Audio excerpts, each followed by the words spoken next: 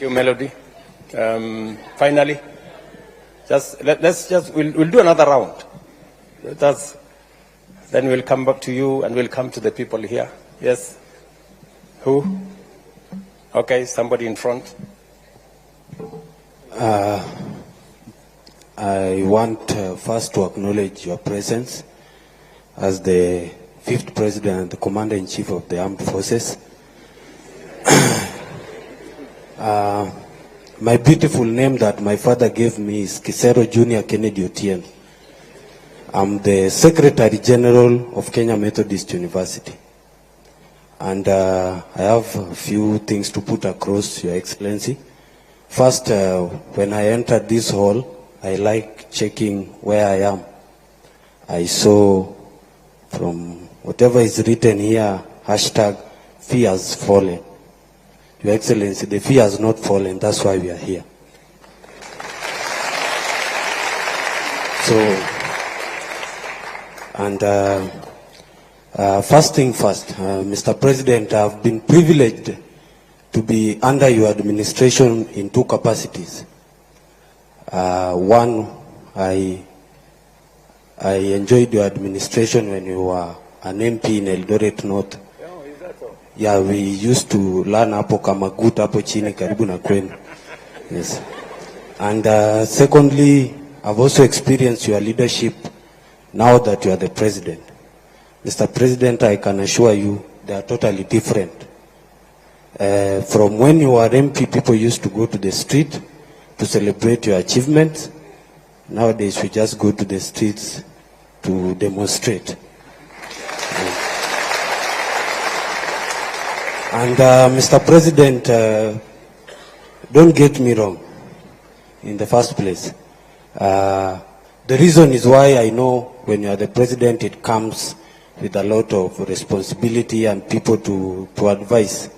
And I will start off by saying those who advised in this new funding model, I will not be wrong to say there is a problem. And that's why we are here. We have to go back to the drawing board. We have to start off afresh. And my question is, Mr. President, the first question is, what was so wrong with the old funding model that we could not sit down and amend it? Because even a constitution of a country, you just don't wake up one day and bring a new constitution. We always go and say, hii clause imetufinya kidogo kama wananchi. We go to the parliament, they amend it, and they take it to the president to assent and sign it. So I feel we should go back to the old funding model and amend it. Because, Mr. President, we don't lack stakeholders, we don't lack resources. These people sitting here, watu wanafanya law, nursing, medicine, there are brains here which can sit down in those panel and say, where did we go wrong? First, I want to acknowledge that the new funding model has got good ideas, very brilliant ideas, but the implementation is very wrong, and it's not pleasing based on the fact that there are also challenges from the help. You know, when comrades sit in the same room with the help guys, it's a miracle. But we are very happy to sit down with them and discuss in your presence. Mr. President, I want to also talk about, I come from KEMU, which is a private university. And my question there is in, you have spoken, I've understood what you have said in regards to scholarship and the loans. Comrades, you know, kama SG we ndio mtu wa mkono. I have my president here, Masai Chebet. You know, comrades come to you and tell you, Kisero, we have been placed in this band. And people are really suffering, Mr. President. And my question is, why then do coups have to place them in private university if they can't be sustained the same way as those in public university? And in that regard, Mr. President, I acknowledge that you have said the government, this is my chance with the Mr. President.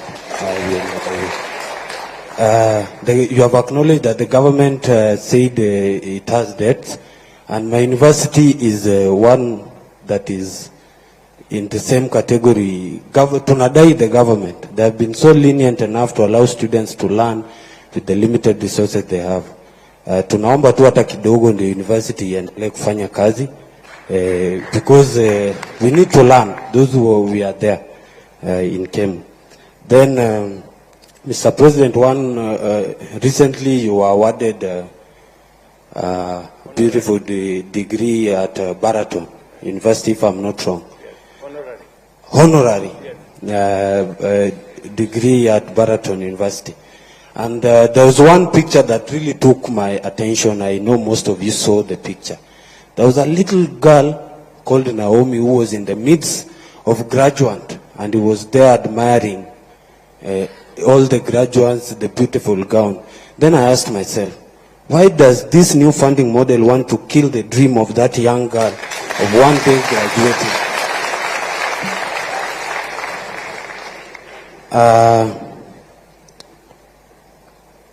I want to say this, Mr. President. As the commander, I first started by saying I acknowledge your president as your presence as the 5th president and the commander-in-chief of our defense forces. And one of your roles in that regard is to act. Please act, Mr. President. We beg you. Please act. Then lastly, namalizia kabisa. Lastly, Mr. President, we don't have to go to the street when we can resolve this thing here today. Ama namna gani wangwana? Yes. Because we also don't like going to the streets when we can solve things at the table.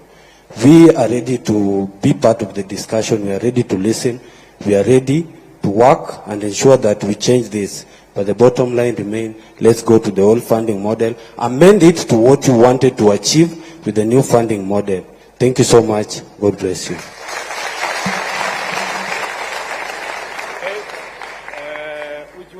We are finished with here? Let us go. Let's go here now. I think we are making one round. We started there. We came here. We came there. Okay. So where? Maybe in front here or somewhere. Yeah. Okay. Your name, please. Asante sana mtukufu rais. Jina langu ni Brian Waka kutoka chuo kikuu cha Rongo. Tunapokusanyika hapa siku ya leo kwa ajili ya kuzungumzia masomo katika vyuo vikuu, mtukufu rais, hatuwezi soma pasipokuwa na usalama. Tungeomba utupe usalama sisi wanafunzi katika vyuo vikuu.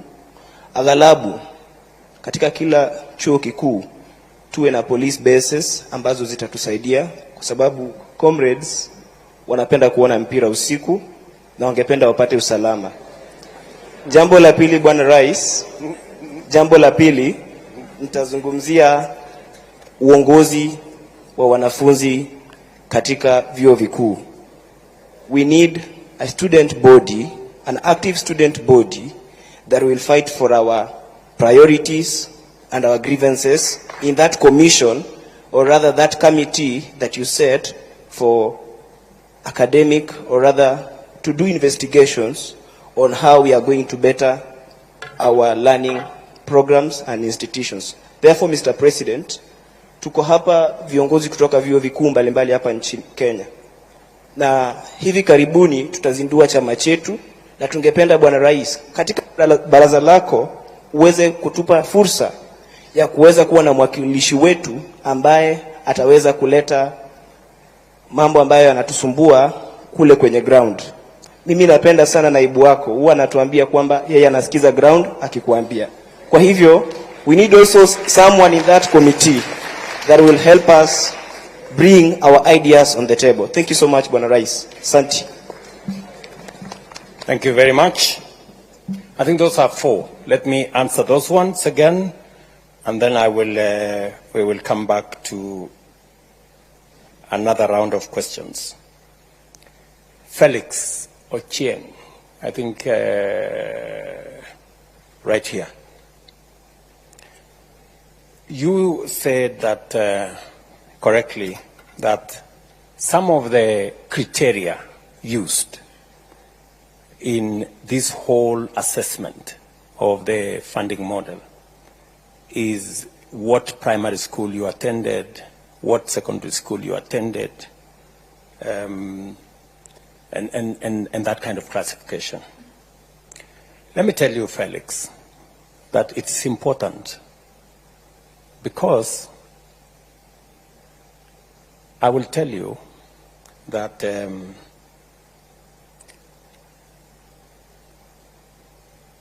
any student who attends a national school has 85% chance of joining a university.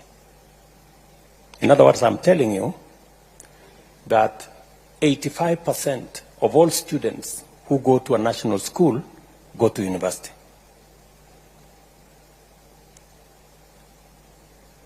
Only 10% of students who go to a day school have a chance to go to university. So when we find a child who has gone to a day school in some rural place, we give them a leg up, because it means they have to work extra hard to be able to attain the same grades. Because in many of those institutions, as I told you, Felix, they don't have laboratories. Many of them have very inadequate number of teachers. And that is the real problem. So some of these parameters may look small, but they mean a lot in terms of the students. Let me also tell you that, and this is something that really, you know, I know, I don't know how to put it, but only 10% of the children of the poor make it to university. It is very serious. It is something that depresses me. Yeah? Because number one, they cannot afford to go to a national school. They cannot afford to go to a private school. Many of them hardly, you know, they end up in a day school somewhere at home. So this is one hell of a conversation we must have. We cannot continue as a nation to have an education system that shuts out millions of the children of the poor. I don't know how to put it. It's as blunt as that. If you look at the curve of students in our universities,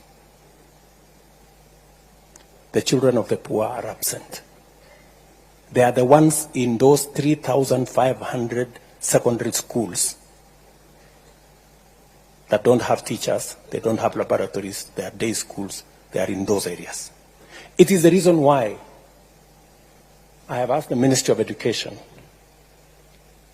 I am putting 3 billion shillings in Nairobi to build 5,000 classrooms, because Nairobi slums are the worst.